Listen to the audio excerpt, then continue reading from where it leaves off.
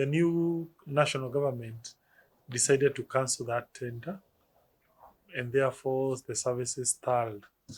So, but the county is happy to report that the CT scan, the MRI, have now been able to be revived. People can get those services currently in Moranga level 5 hospital.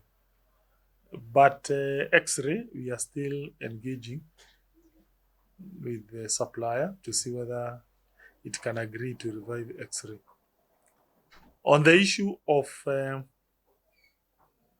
long queues, we have received complaints from wananchi that the queues in the hospital, since we automated, they seem to take a little bit of time.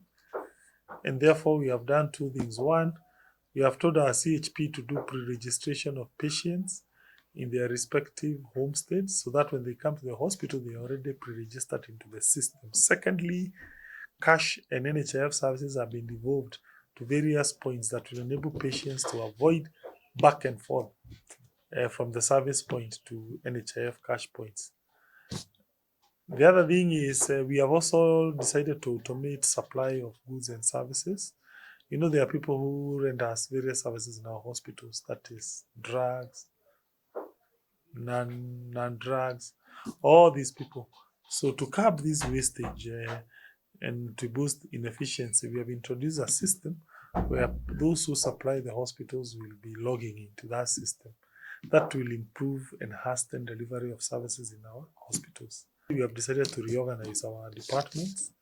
The Department of Lands has been split into two: Survey and Lands Administration, that will be headed by the current Chief Officer, Josephine Wanjiru Wanjiko; Planning, that will be headed by Brian Deleva Paul as the acting Chief Officer.